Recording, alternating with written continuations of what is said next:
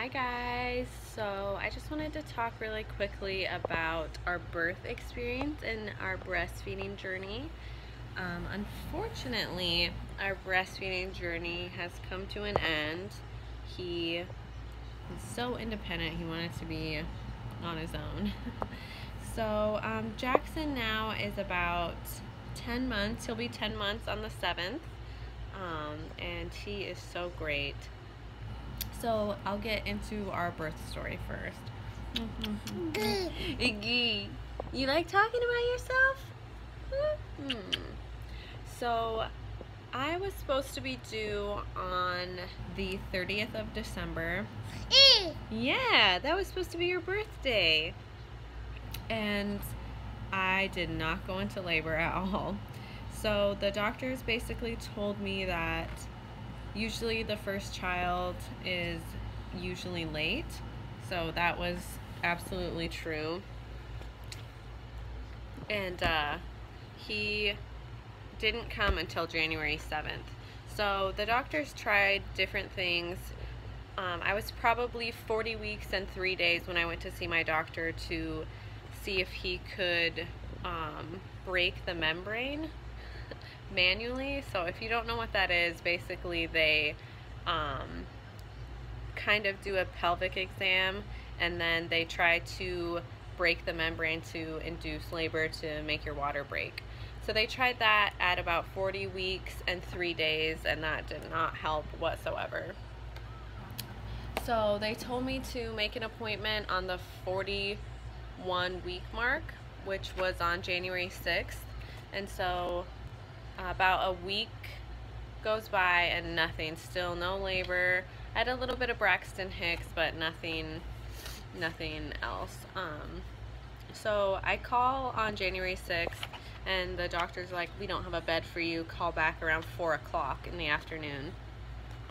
So I call back and they're like, okay, we still don't have a bed for you, call back around 5. So this goes on for probably 6 hours.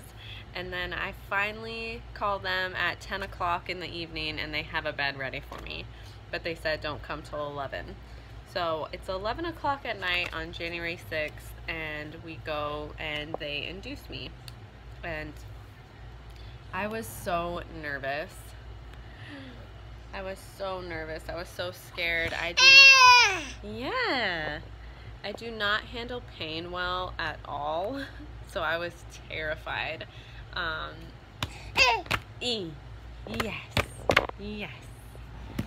So they put the IV in, they start to administer the Pitocin, and I immediately feel nauseous, I feel sick, and there's a little trick. Yes. There's a little trick to cure nausea in the medical field, and I guess is that what it is? Oh, I didn't know that. You have all the secrets, huh? Goo. So they tried to swipe a alcohol wipe under my nose to cure the nausea, but that actually brought everything right up. Like the moment I smelled that alcohol, I puked, and then it happened a couple more times. So they put the monitors on me and they kind of leave me to start going into labor, to start having contractions. And I start to feel one at about 2 o'clock in the morning. And it wasn't that strong. It kind of felt just like pretty strong cramping, like pretty strong menstrual cramping. And the doctors kind of rush in at that point and they're like, oh, we need to move you on your side, we need to turn you in different positions because his heart rate is dropping. And so they got his heart rate back up within a few minutes, and they're like, okay. So they leave the room again, everything's normal, and so it goes back and forth for a while. Every time I try to have a contraction, his heart rate dropped. So they took me off the Pitocin. They were trying to see what would happen if I would naturally go into labor, and so I didn't. I didn't dilate that well either, so at around 10 o'clock, oh, they'd given me the epidural pretty soon, like pretty soon into me being administered to the hospital. Admitted, I mean. And, you want this, baby?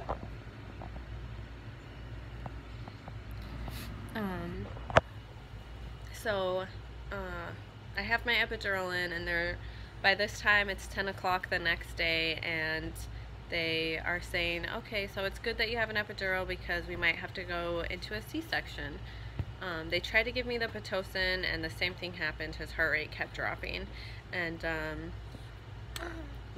by the 5th time his heart rate dropped, it was almost 11 o'clock, and they're like, okay, ma'am, we have to do a C-section because we don't want to put the baby or you at risk any more than we have to. And I was like, okay, you know, let's do this.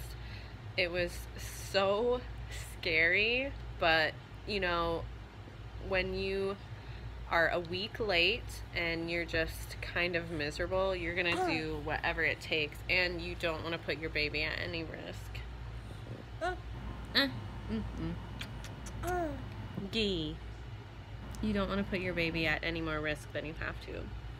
So they, I think they like heightened my epidural or something, and then they gave me more medication because when you go in for a C-section, you're completely wide awake, and they just put a drape in front of you so you don't see.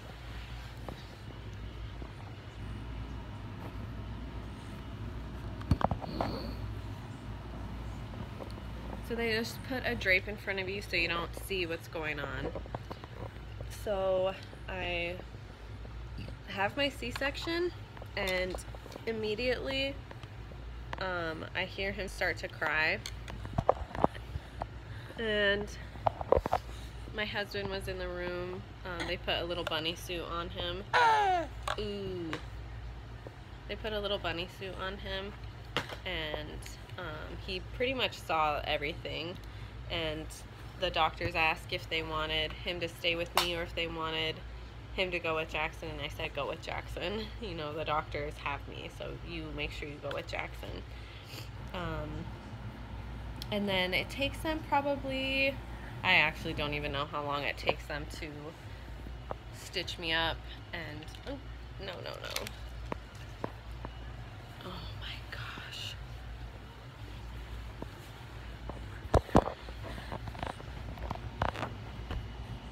So they stitch me up, and then when they're done, they wheel me back to my room where I was gonna give birth, and they had cleaned him and everything already, and then they put him on my chest, and we start to breastfeed. So it was a pretty crazy experience as far as giving birth, but luckily I healed really well. It's been 10 months and I feel completely fine. I'm able to work out 100%, you know, full strength, full effort into it. So I'm really grateful that I healed up really well, you know, when I was discharged, because for me, when they gave me the C-section, we had to stay in the hospital for 3 days, and it was a little hard for me to walk when they discharged me, but it was really great. So our breastfeeding experience was cut way shorter than I wanted it to be, and I was really upset. I had a really hard time accepting the fact that he wanted to stop and I didn't want to. But I think he stopped around 7 months, so for the 7 months it went pretty well. You know, the usual pain. Luckily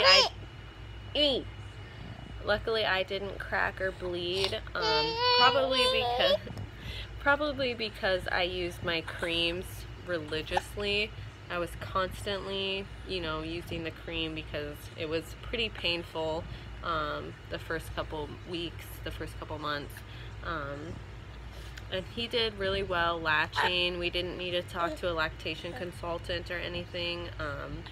It's just because I'm in the military and he had to take the bottle at 3 months for 8 hours a day.